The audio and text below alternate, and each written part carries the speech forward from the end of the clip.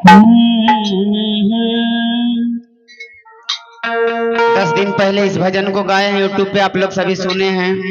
और इस भजन को बिहिया में भी गाए थे, और फिर से आज दीदी लोग के आदेश के अनुसार गाना पड़ रहा है।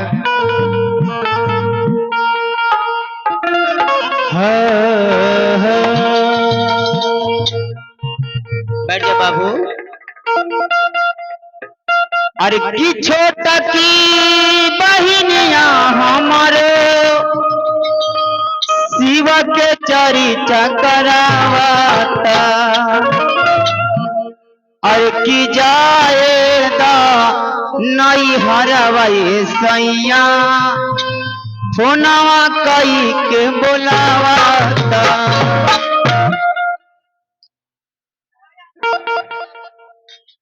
जे दीदी फरमाइश कही थी तो उन्हें फरमाइश करके उन्हें बैठ गई थी टिटहिया टाण। बाप रे। अरे की छोटा की बहिनिया हमारो शिव के चरित्र करावता। ताली के साथ।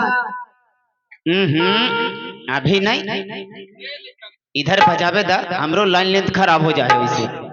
अरे की जाएगा नहीं हरवाई सैया फोनवा कई के बोलावता। अरे जाएगा नहीं हरवाई सैया फोनवा कई के बोलावता। छोट की बहिनिया हमारे शिव के चरित्र करावता। छोट की बहिनिया हमारे शिव के चरित्र करावता। अरे जाएगा नहीं हरवाई सैया फोनवा कई के बोलावता।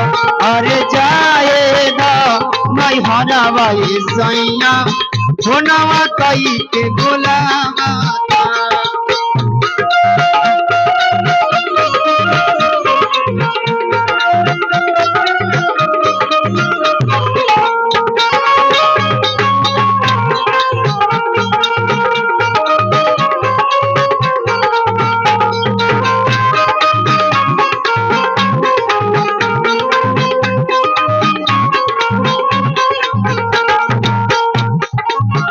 और पड़तनी पैया तोहर कर लिया राजिया तोहर बोलौले बाड़े छोटकी सरहजिया।